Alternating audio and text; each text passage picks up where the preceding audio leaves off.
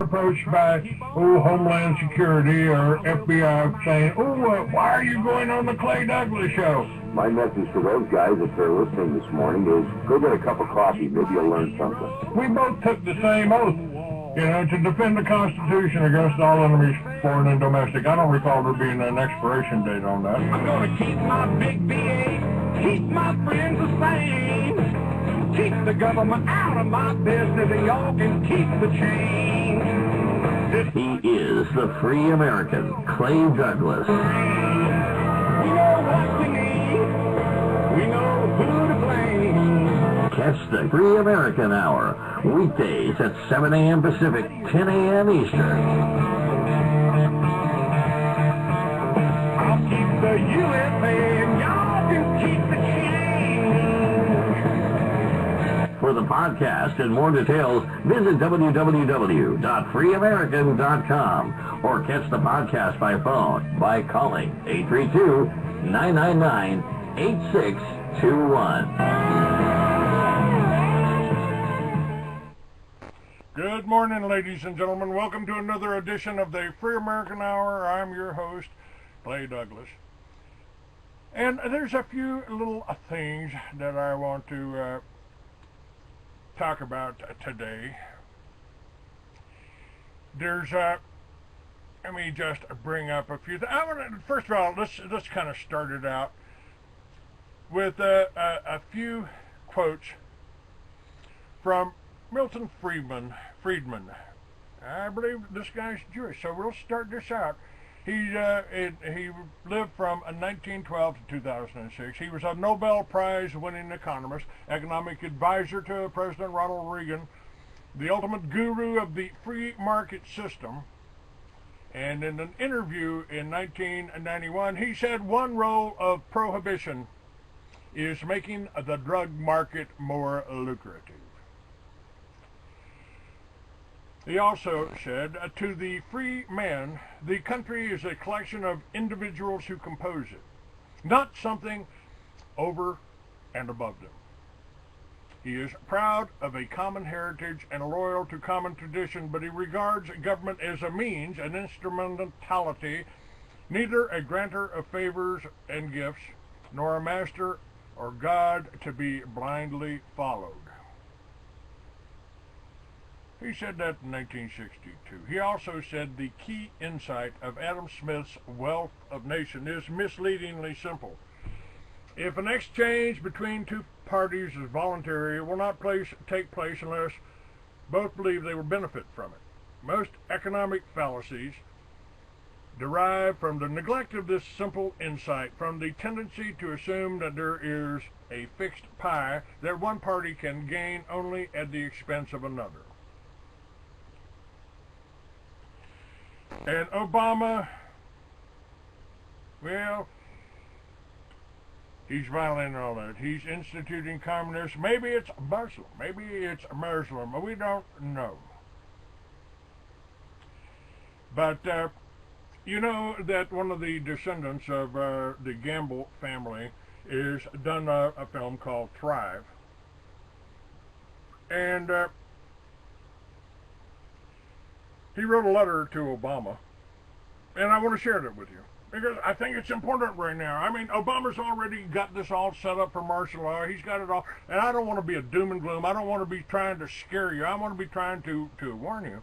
And there is a way to do that. It's becoming more self-sufficient. It's about working in your communities, and a lot of people are out there doing this. But this letter from Procter & Gamble, written by Lou Pritchett. He's a letter from, he's a Procter & Gamble executive, one of corporate America's true living legends, an acclaimed author, dynamic teacher, and one of the world's highest-rated speakers. Successful corporate executives everywhere recognize him as the foremost leader in the change movement. Lou changed the way America does business by creating an audacious concept that came to be known as partnering. Pritchett rose from a soap salesman to vice president, sales and customer development for Procter & Gamble, and over the course of 36 years made corporate history. He said, "Dear President Obama, you are the 13th president under whom I have lived, and unlike any of the others, you truly scare me. You scare me because after months of exposure, I know nothing about you. You scare me because I do not know how you paid for your expensive Ivy League education and your upscale lifestyle and housing with no visible signs of support.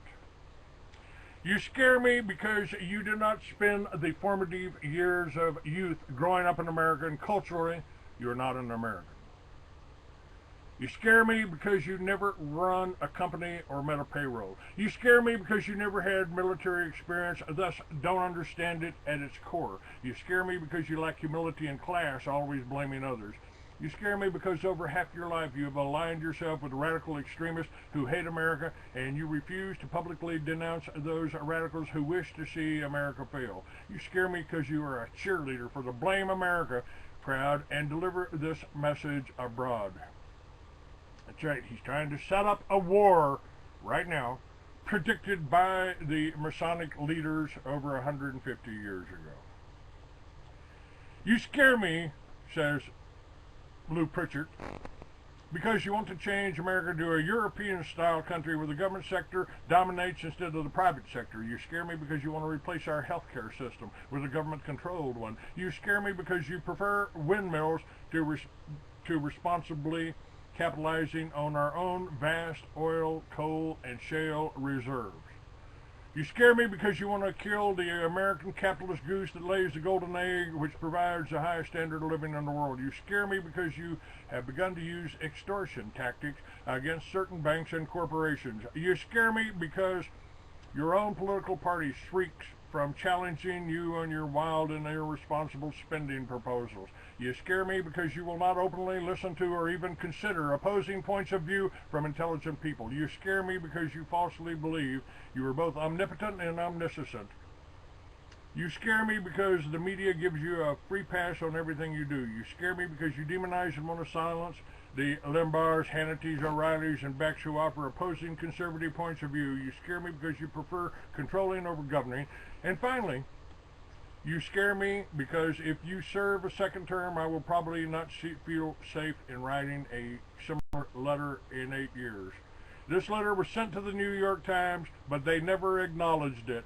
Big surprise. Since it hit the internet, however, it has had over 500,000 hits. David Kaas, you'd like to run for president. You agree with what Pritchard is saying? How are you, David? Are you there, David? Well, I lost David here. Okay, hang on a second. I've also lost some other things here. What have I lost? I got BTR, I got Crusade.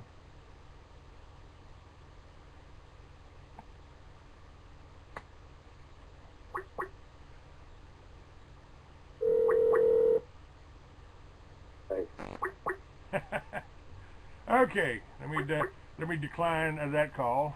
I was calling you. Yeah. How are you, David? Excellent, sir. Excellent.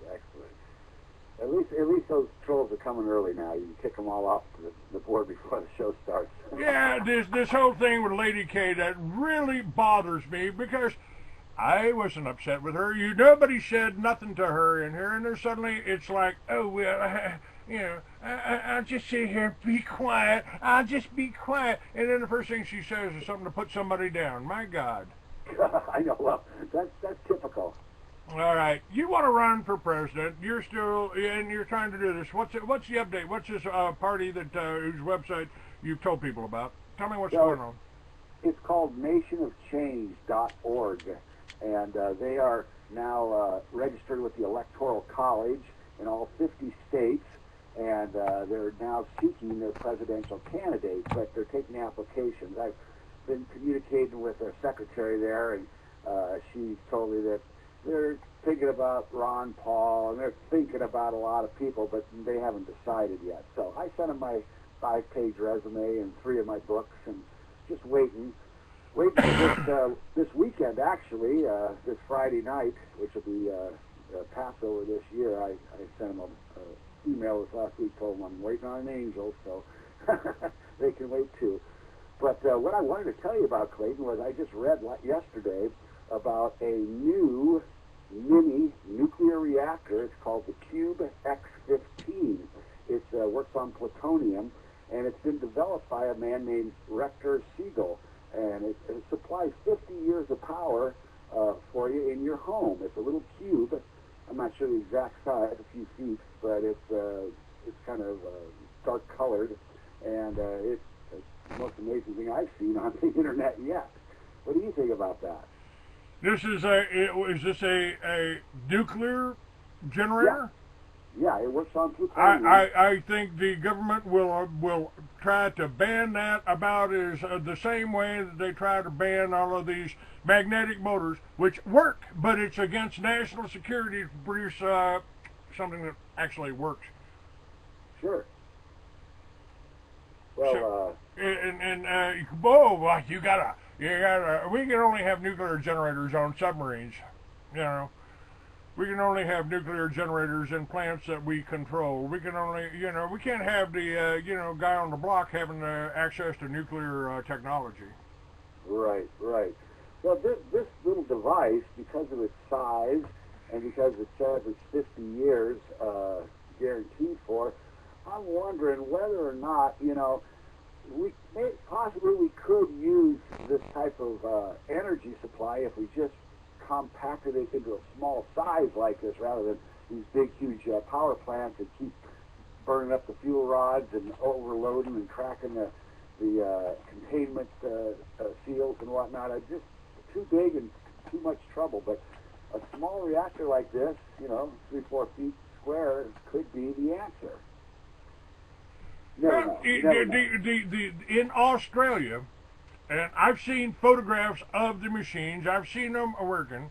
In Australia, they built magnetic generators that are about they're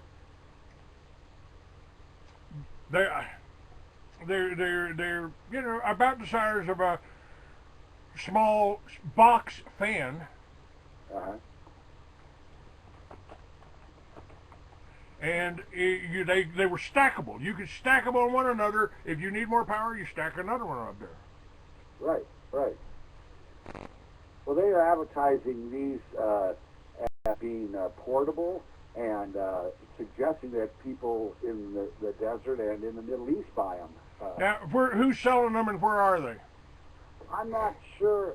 Let me look at the site right now. It says let's see, 50 years of service, and it's being put out by let me see. Funny, the screen freezes up on you when you got to find something. It's being put out by a gentleman named Rector Siegel, and it's TigerDirect.com has been chosen as the leading launch partner for this endeavor. That's Tiger, Tiger, Direct, DIRECT.com. You can check it for yourself. That's what the advertisement says here. But like I say, this morning I got it posted on my Gmail, so I just got to. Okay, somebody is asking if you're writing any more books. Oh yeah. I'm going to write the second book here just as soon as I have all the proof that I need and to verify the information that I'm going to put in the book. But it'll be called Farm Physics 2, and it will go deeper into our magnetic sticking to the planet and how we lessen that effect. So that's Farm Physics 2. Have they bought Farm Physics 1? No, that's what I want to know. Well, hopefully, and we got them right here. Now, well, let me explain how it's changed your life. Change one thing you do. Well, that's true. Matter of fact, I'm about to do that in a moment here. Let me see here.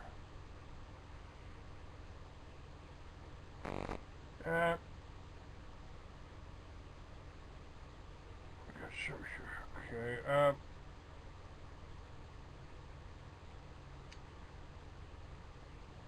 Yeah, this is what one of the things I wanted to talk about here. This Trayvon Martin-George Zimmerman Affair. the SPLC and the SCULB, the thought police, are already on this. The Occidental Observer, which is, what is his name?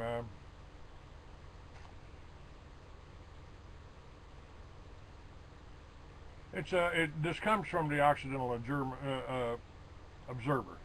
And he says, Mark Potok of the SPLC thinks that his comments on the Trayvon Martin-George Zimmerman Affair present an opportunity to get me fired from my latest position at the Anti-Semitic California Professor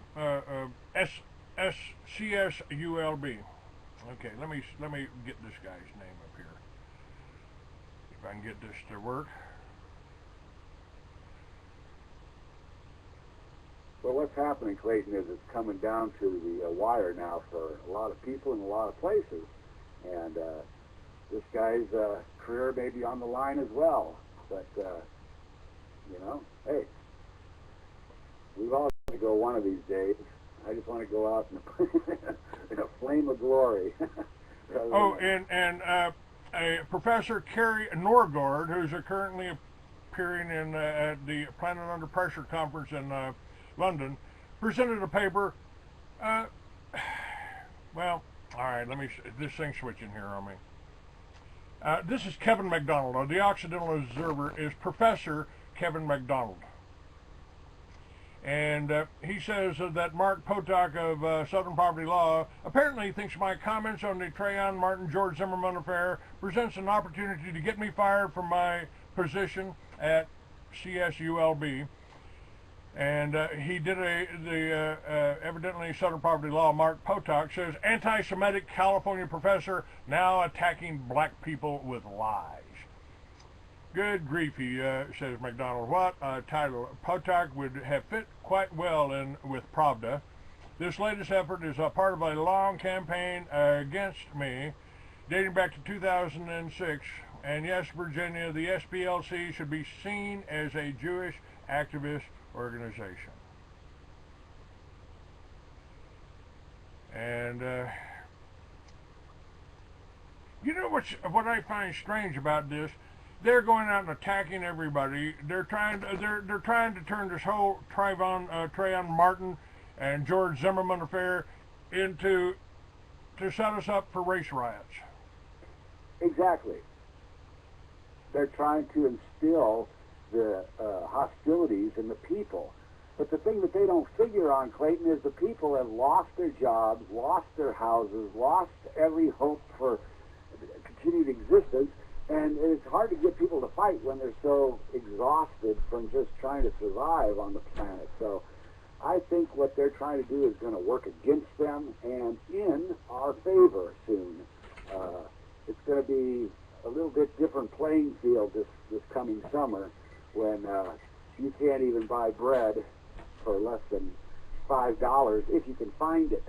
And all these restaurants out here in Los Angeles are all going to be closing up shortly if they haven't closed already. People are now starting to go back to Mexico rather than come from Mexico like they did the last 30 years, because there's no work up here. There's nothing up here. I've also said that I think the reason they built the wall down there on the border wasn't to keep the Mexicans out, but to keep the Americans in.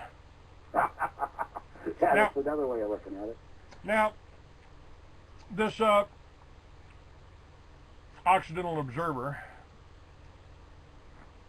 he says, this is a professor now. This is a professor, but that's pro-white. He says, I've indeed appeared on the David Duke radio show in recent weeks and intend to do so in the future. Southern Poverty Law continues the tired practice of labeling Duke the ex-Klansman, the usual guilt by association. And after watching David Duke's videos and reading his writings, I've decided that I agree with the vast majority of what he's saying.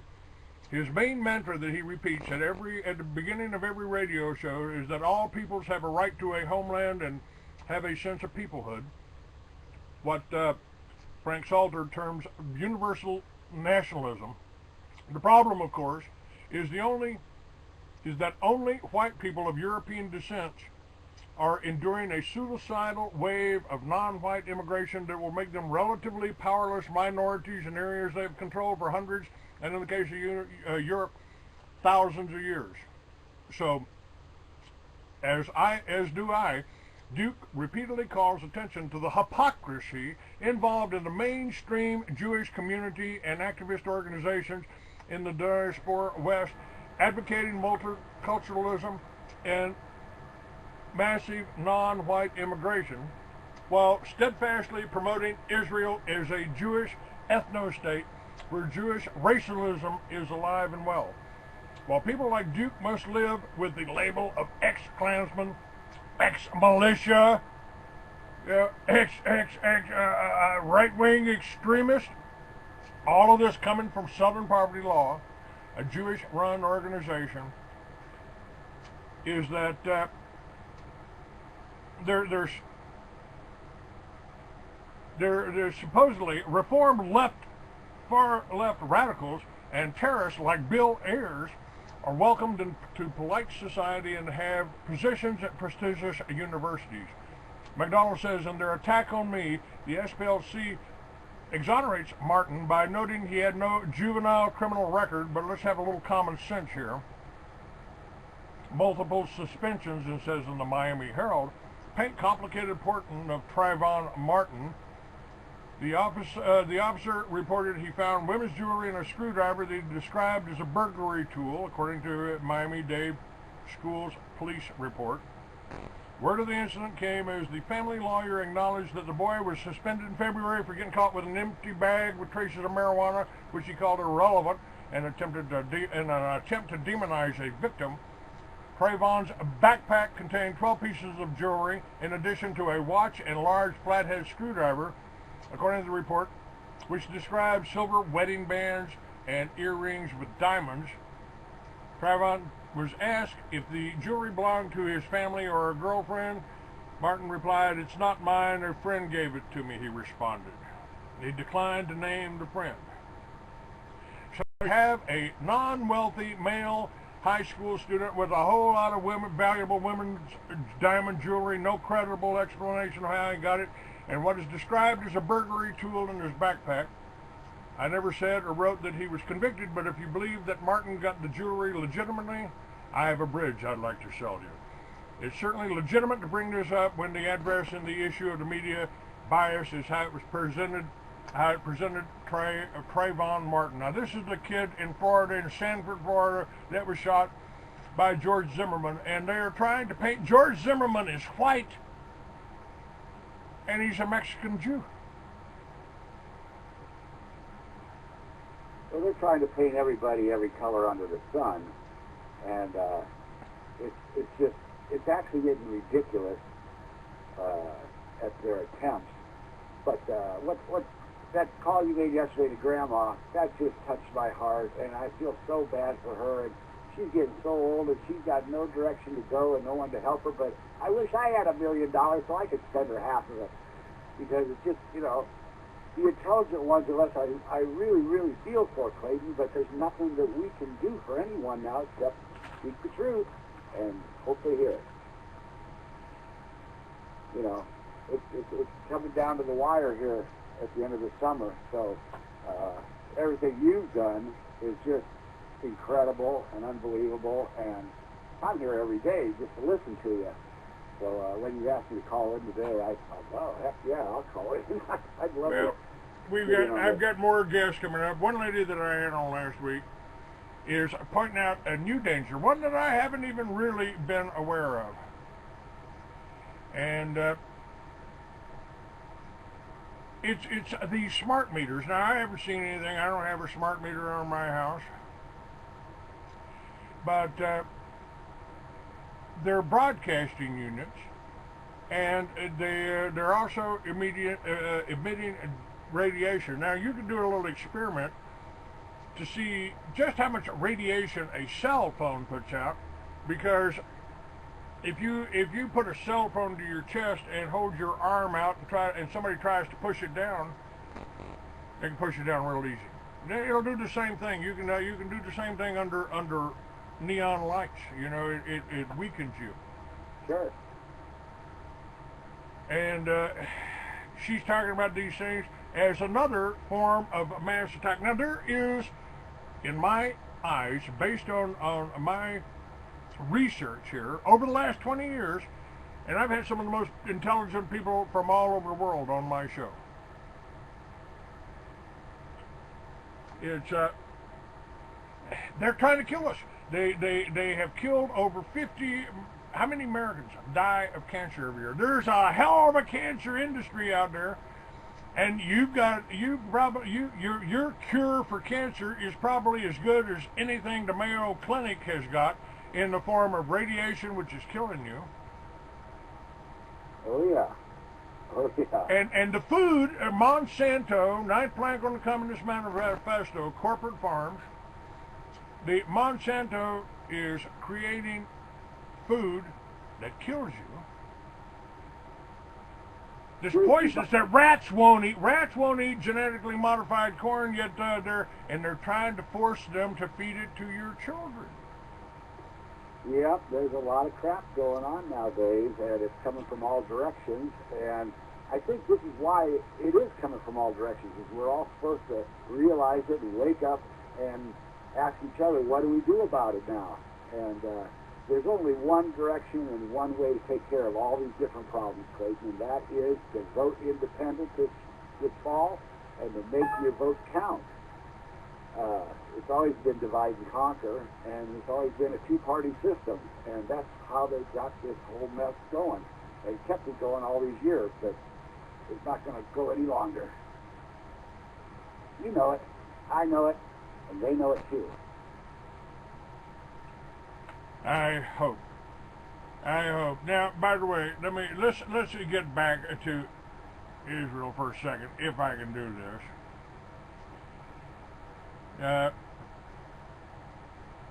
Gunther Grass, he's one of Germany's best-known authors. He says that Israel is a threat to world peace. And I believe it.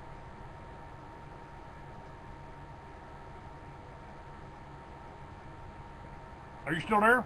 Oh yeah. Okay. Oh, yeah. All right. I'm trying to close some things down here. And Good. I just heard Ted say he wants President Obama, of course, again.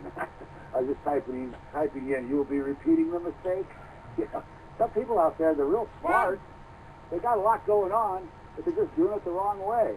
And it's like, what's wrong with you? What's wrong with you, Ted? Don't you realize you, after 4 years, the guy's a crook? Well, hopefully. Well, of course, he's their crook. He's He's Jewish. He makes no bones about that. And let me explain to you who Gunther Grass is. He's one of Germany's best-known novelists, intellectuals, and the winner of the 1999 Nobel Prize for Literature. He says that nuclear-armed Israel is endangering already fragile world peace. An Israeli strike against Iran could wipe out the Iranian people, he claims, arguing that both countries should submit their nuclear programs to international monitors. Grass said he kept quiet until now because of Germany's history and his own past. He was a member of the Nazi Waffen-SS during World War II, but writes he feels compelled to speak out against his country's military assistance to Israel. He specifically refers to the sale of German submarines to Israel, which he says are designed to carry annihilating weapons. We could be suppliers to a crime that can be foreseen, which is why none of the usual excuses would erase it. I will be silent no longer. I'm sick of the West hypocrisy. Now, in